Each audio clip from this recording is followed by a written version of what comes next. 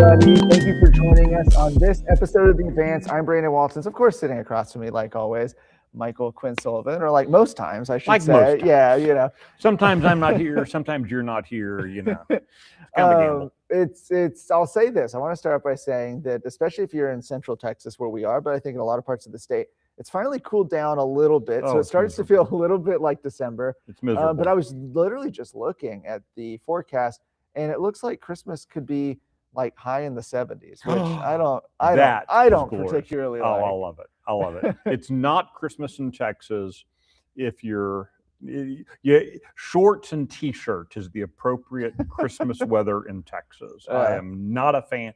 All you silly people and your white Christmas and snow, ugh, gross.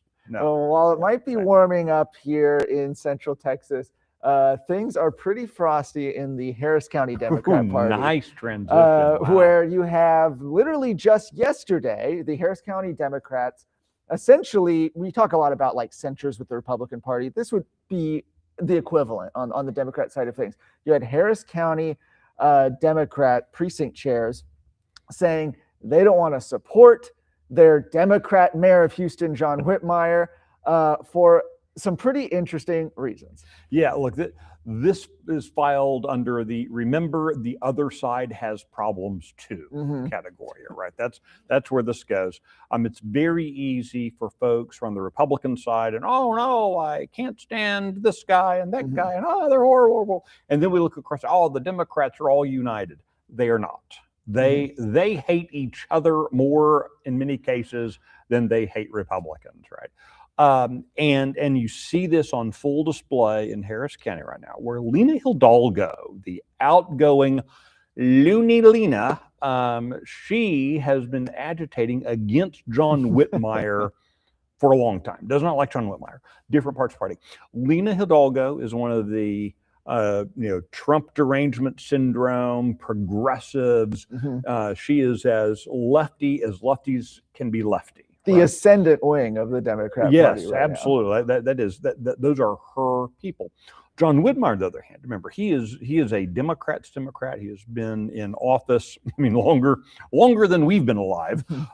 He was in the Texas Senate for 4 decades. He was in the Texas House for a decade before that. All as a Democrat. He is a Democrat's Democrat, but he's not a progressive. He's not a brain-damaged leftist. He's a Democrat, which means he looks out for the little guys. He wants to make sure, people aren't being abused, aren't being taken advantage of, and all those kind of things. And that means he's usually pretty good on law enforcement issues. Because, let's be real clear, it's not in the Tony neighborhoods of River Oaks there in Houston where cartel members are, coming through peddling dope. It's not the drive-by shootings aren't happening there. That's all in the Fifth Ward. It's all in the lower income, lower socioeconomic neighborhoods. And John Whitmire's in a law enforcement guys because those are the people who get victimized, right? Well, the Democrats are most upset because he is not being sufficiently anti-Trump. He's not sufficiently anti-ICE. He's not sufficiently, anti-police. All those kind of, yeah. So that's where the stuff from now. Interestingly, the trigger for this, Brandon, was John Whitmire. Now, I would also contend this was a bad look for totally different reasons. John Whitmire showed up at Dan Crenshaw's fundraiser. He's a Republican congressman. Steve Toth is challenging him. Dan Crenshaw tends to unite people in not liking him. But apparently John Whitmire is smart enough to, hey, this is the incumbent Republican member of Congress representing a huge swath of Houston. So he shows up, didn't give any money. He just showed up at this event. So that's what kind of triggered that's interesting because I don't know who's that actually helpful for. Right? I don't know who that helps. Maybe Steve Toth, right, who's challenging Dan Crenshaw, but I'm not sure it helps Crenshaw. Obviously, it didn't help John Whitmire in this situation. It did help, I guess, expose or nudge along this sentiment that had already been the anti-Whitmire sentiment that's been there. So just look. So the next mayoral race isn't until 2027, but the Democrats have the word has gone out from the progressive Mecca that John Whitmire is not to be endorsed. He's not to be supported. And so it'll be interesting to see now who's going to start jockeying for the position of mayor. I know you talk about how, well, the election's not just 2027. Yeah, but that means campaigning starts sometime next summer, which means people, and when you're running for the mayor of Houston, it's kind of like running for the governor of half of the states in the union. It's a big one. It's a massive lift running for mayor. So it's going to see what the Democrats do there over the next few months. And it's a little bit of foreshadowing, I think, for what we're going to see over the next couple months in this Senate race between Jasmine Crockett and James Tallarico. Now, the difference there is that while John Whitmire, as you explained, has a history going decades back of being somewhat of a old school Democrat. Yeah, right? common sense Democrat. In this case, both Tallarico and Crockett are radical leftists, right? Yeah. But the Tallarico campaign's trying to sort of reinvent themselves right now to seem a little bit more moderate. He was this weekend telling people, oh, well, the problem is the Biden administration, went too far. We need to go and give amnesty now. Wait, what? Yeah. So you're going to see some fighting there again amongst different wings, I guess, of the Democrat Party. We'll see who ends up winning that. But an interesting story there. Another really shocking story in a long list of shocking stories that has come out of Texas A&M University. You had it in the Texas Minute this morning. We have it up on the website today. This is a huge story. Just when you thought that Texas A&M had maybe learned its lesson about, certainly they've been caught doing a number of things. They've had to fire their or get rid of their university president. Two in a row. Two in a row. There's been a lot of concerns raised over curriculum, et cetera. And then just today, you have in the Texas Minute a story out of Texas A&M University that they're actually approved, along with the Texas Higher Education Coordinating Board, essentially a study about how to mitigate the Dobbs decision that overturned Roe v. Wade. Yeah, and this is really important to understand with this study, the kind of this timeline and what they can do.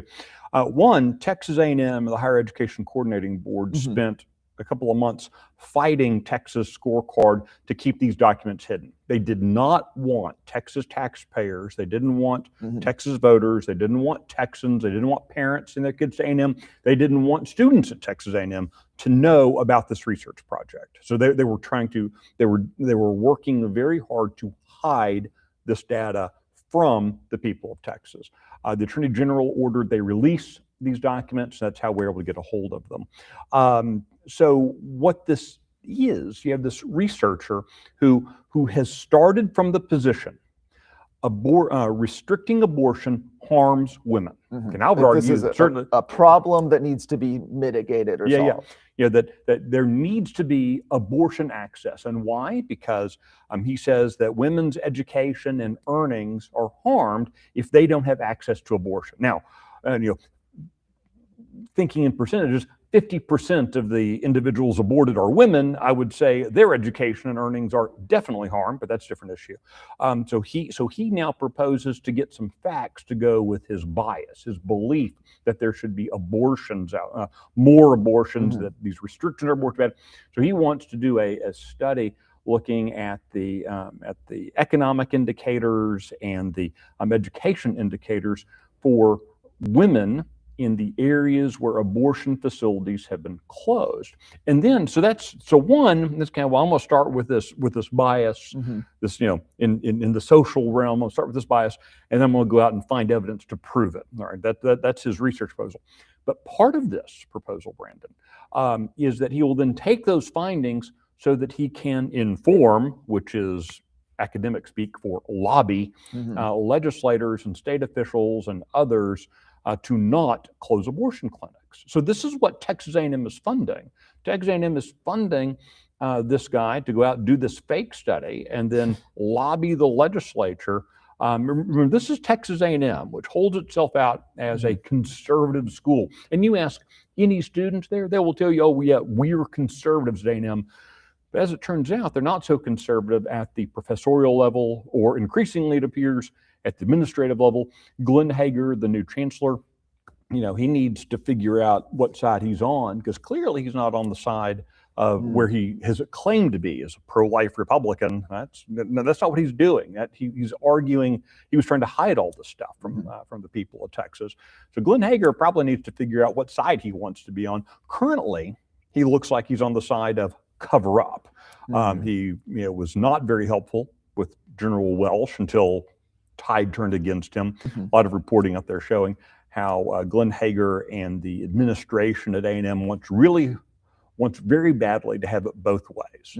They want to have their marketing team telling everyone how conservative they are, while they want to be able to have a bunch of lefties running things on the campus. So they're going to figure out what side they're going to be on. Oh, wow. Yeah, incredible reporting. And it's just the latest in a long series of stories that we've seen come out. And hats off to Adam Kahn on our team for being so diligent in pursuing those documents and then going through them to explain it. Absolutely.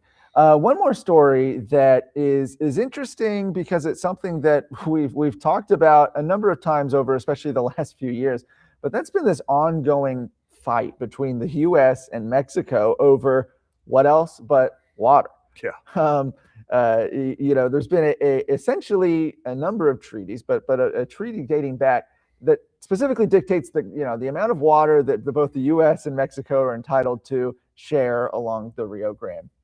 And because of different improvements on the river or different things that both countries have had, it's ended up where Mexico is in a deficit, where they've essentially siphoned off water that belongs under the treaty to the U.S. And then now we've got a story coming up today that actually the Department of Agriculture, I believe, has now entered into a new agreement that looks like hopefully will settle this dispute. Water obviously being something that, depending on where you live in the state, might be something you don't think of all that often, or it might be something that is constantly on your mind. The old joke in West Texas was that whiskey was for drinking and water was for fighting over.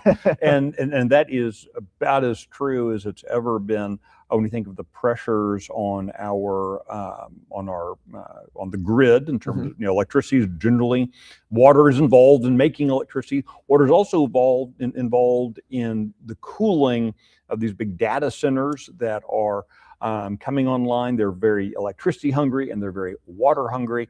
And then, of course, with a growing population, water is critical, not only to just you and me having a drink of water, but also the literal production of the stuff that we eat.